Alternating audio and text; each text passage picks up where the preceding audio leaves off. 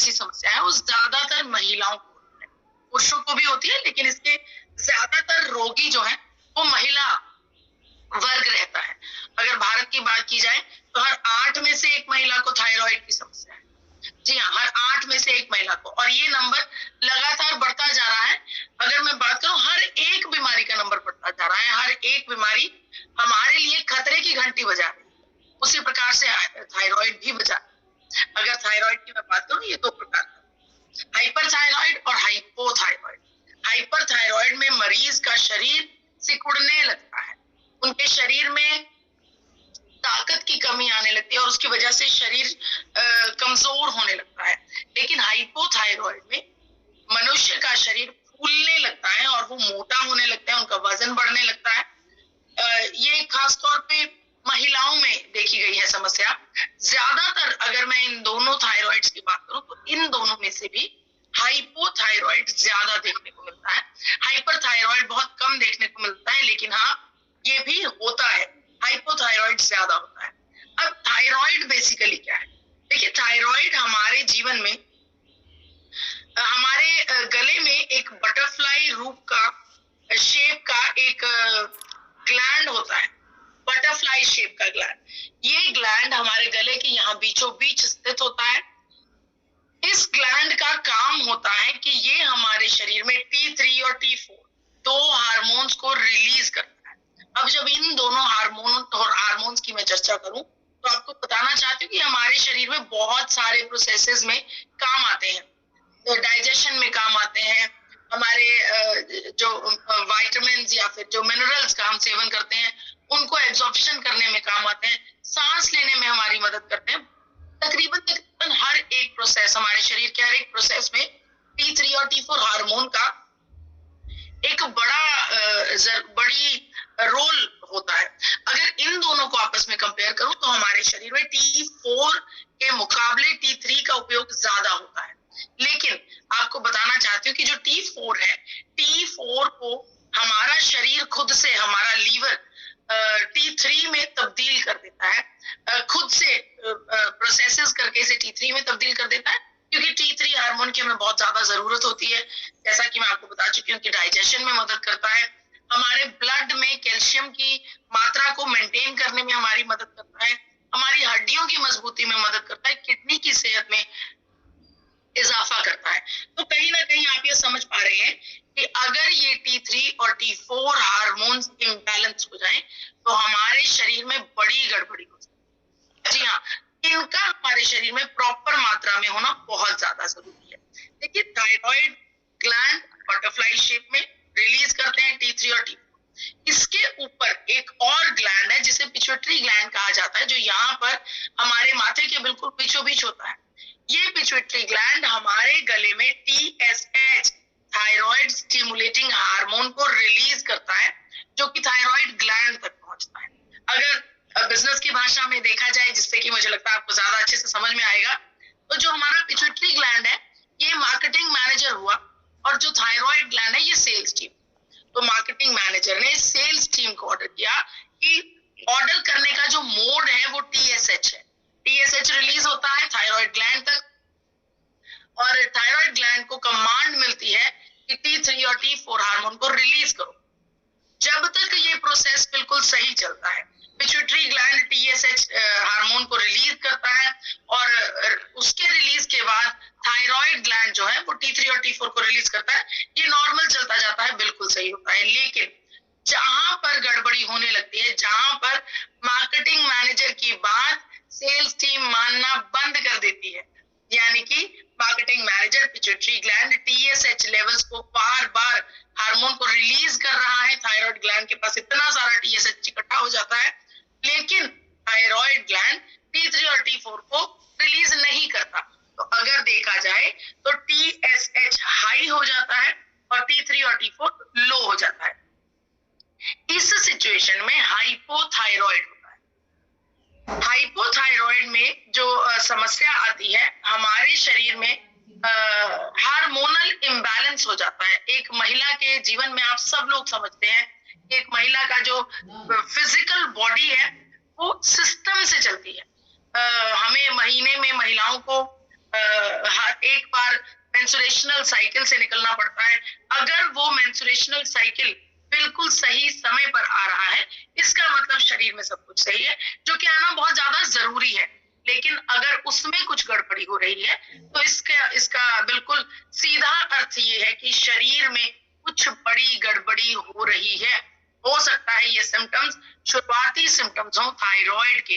आपको अगर मैं थायराइड की सिम्टम की बात करूं, जिसका ध्यान मुझे लगता है कि महिलाएं तो खुद अपना ध्यान नहीं रखती हैं, तो पुरुषों को जरूर रखना चाहिए, बिल्कुल ध्यान देना चाहिए, क्योंकि महिला का, भगवान जी ने महिला को इस प्रकार का प्राणी बनाया है कि वो खुद से पहले अपना परिवार, अपने बच्चे, जिम्मेदारियां, सबकी खुशियां उनको खुद से पहले रख देती है।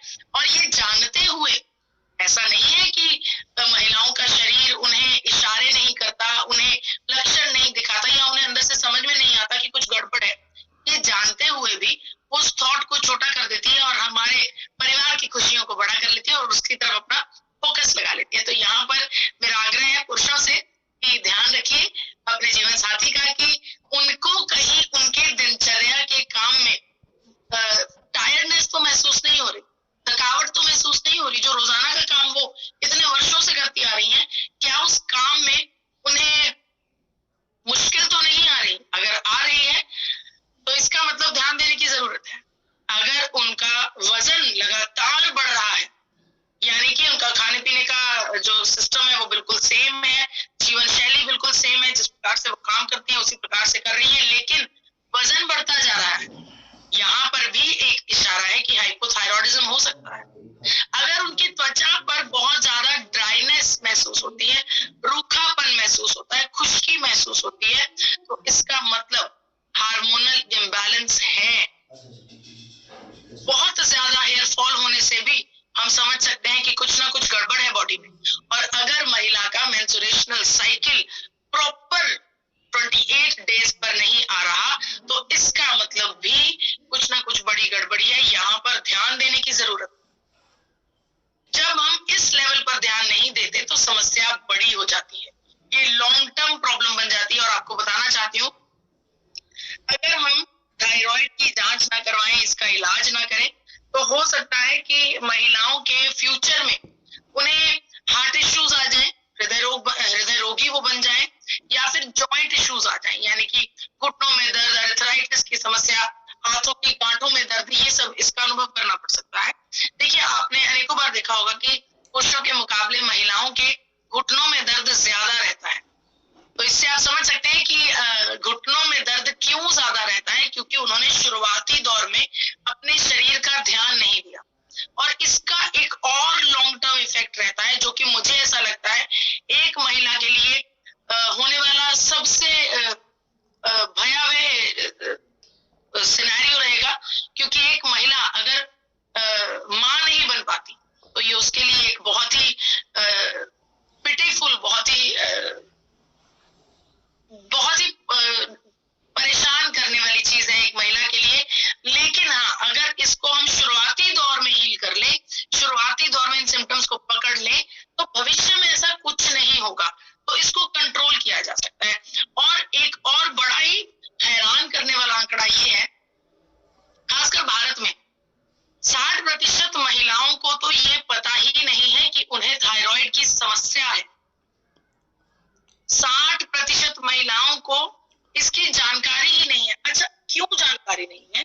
क्योंकि महिलाएं अपने आप की जांच नहीं करवाती, वो थायराइड की टेस्ट नहीं करवाती। क्यों नहीं करवाती? कहीं ना कहीं महिलाओं के मन में ये पता रहता है कि हमारे शरीर में अगर थायराइड निकल आया तो हमें ला इलाज बीमारी हो जाएगी, इसकी गोली रोजाना उठकर सुबह सुबह हमें लेनी पड़ेगी। लेकिन यहाँ पर अगर मैं आपको एक बात बताऊं कि ये जो थायराइड जिसे आप सब लोग लाइलाज बीमारी समझते हैं, ये अब लाइलाज बीमारी नहीं रही।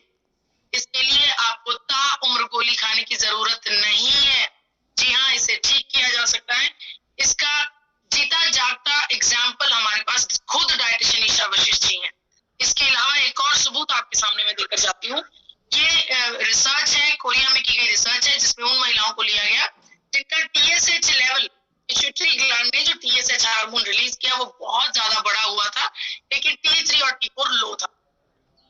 इन महिलाओं को जब गामा ओरिजिनॉल की डोज दी गई तो इन महिलाओं में देखा गया कि ऑन एन एवरेज अगर निकाली जाए तो हर 8 महिलाओं के ग्रुप में से, जैसे कि बहुत सारी महिलाओं का अगर सर्वे किया गया है तो उनमें से 8 महिलाओं के बहुत सारे ग्रुप्स बना लिए। हर 8 महिलाओं में से 6 महिलाओं का TSH लेवल रिड्यूस हो गया, यानी कि ऑन एन एवरेज अगर देखा जाए तो करीब करीब 80% महिलाओं का TSH लेवल रिड्यूस हो गया। अगर गामा ओरिजिनॉल का सेवन करने से, लगातार लंबे समय तक सेवन करने से 80% महिलाओं का TSH लेवल रिड्यूस हुआ है, तो इसका मतलब हाइपोथायरॉयडिज्म का ट्रीटमेंट गामा ओरिजिनॉल के साथ किया जा सकता है और इसके लिए इसे लाइलाज बीमारी अब मानने की जरूरत नहीं है।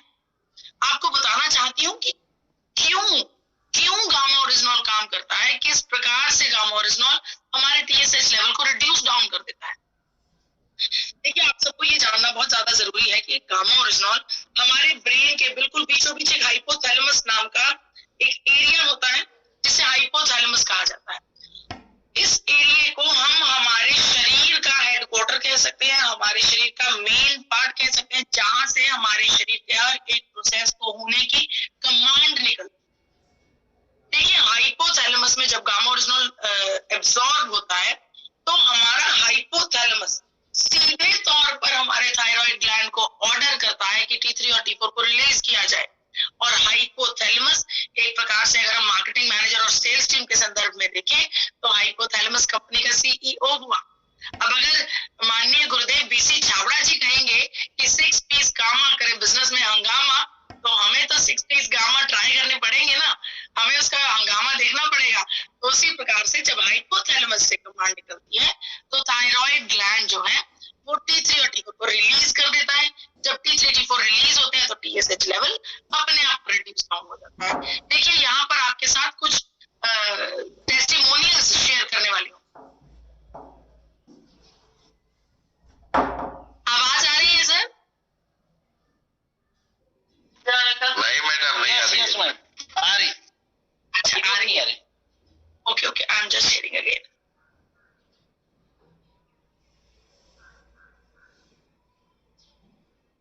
उसके बाद गामा ओरिजिनॉल की मैं और उसके बाद में आप थायराइड की गोली, और मैंने थायराइड की गोली लेना बंद कर दी थी 10 दिन पहले, और मैंने थायराइड का टेस्ट करवाया जिसमें कि मेरा थायराइड 3.306 आया, और अब मैं थायराइड की गोली बिल्कुल छोड़ चुकी हूँ और अब मैं सिर्फ गामा ओरिजिनॉल ही खा रही हूँ। मैं क्यों गामा ओरिजिनॉल? मेरे सर्वाइकल और मुझे थायराइड बहुत परेशान की है, लेकिन गामा जब से मैं पिछले महीने से खा रही हूँ मुझे बहुत आराम है। उसको थायराइड का प्रॉब्लम था। गामा ओरिजिनल स्टार्ट करने के बाद उसको करीबन 15 दिन में ही फरक पडणं चालू हो गया। त्या गोळ्या चालू केल्यापासून माझ्याकडे आल्यापासून तुला किती फरक आहे? 90%। हमारे मिसेस को थायराइड का प्रॉब्लम 5-6 सालों से था। हमारे मिसेस को 5 महीने से हम ओरिजिनल गामा दे रहे हैं और उनका थायराइड 8.51 था इससे पहले, और अभी का जो थायराइड चेक करके लाया मैंने, ये 4.4 है। तो साथियों, मुझे करीब 4 साल से थायराइड का प्रॉब्लम था, जो अधिकतर महिलाओं को प्रेगनेंसी के टाइम पर होता है। मुझे भी तभी हुआ, लेकिन डिलीवरी के बाद भी मेरा थायराइड कंट्रोल नहीं हुआ, बल्कि बढ़ता ही गया। गामा ओरिजिनल लेने के 1 महीने बाद से ही मैंने अपने सभी हेल्थ प्रॉब्लम्स में राहत पाई है। मैं स्वयं में बहुत ज्यादा एनर्जेटिक, हेल्दी और खुश महसूस करती हूँ। मुझे 2020 नवंबर में थायराइड का पता चला। मेरे भाई ने हेल्थ का गामा ओरिजिनल के बारे में बताया, वो फिर मैंने लेना शुरू किया। फिर मैंने ब्लड चेक किया तो मेरा रिपोर्ट नॉर्मल आ गया। मुझे 6 इयर्स हो गए थायराइड की प्रॉब्लम्स को, और मैंने बहुत सारी मेडिसिन खाई, बट मुझे कोई असर नहीं हुआ। गामा ओरिजिनल कैप्सूल मिला है और मैंने 1 मंथ से खाना स्टार्ट किया है। आज मैंने टुडे टेस्ट करवाया अपना, वो मैंने ऑल ओवर सारा करवाया, तो वो बिल्कुल नॉर्मल आया, कुछ भी नहीं आया। मैंने 3 टाइम गामा ओरिजिनल खाया। महीने बाद टेस्ट कराया तो मेरा थायराइड बीपी ठीक हो गया था। पहले रिपोर्ट करवाई थी, उस रिपोर्ट में मुझे थायराइड बताया गया था। गामा ओरिजिनल मैंने कंटिन्यू लिया, और कंटिन्यू खाने से पहले मैंने टेबल के ऊपर रख लिया ये, और मैं हमेशा इसको कंटिन्यू लेता रहा। और लेने के बाद मुझे जो रिजल्ट मिले, 6 तारीख को मेरी रिपोर्ट आई दोबारा, जून में, और उस जून में रिपोर्ट आने के बाद मुझे पता चला कि मेरे को थायराइड नहीं है। मैं गदगद हो गया, मुझे मेरे लिए ये किसी मिरेकल से कम नहीं था।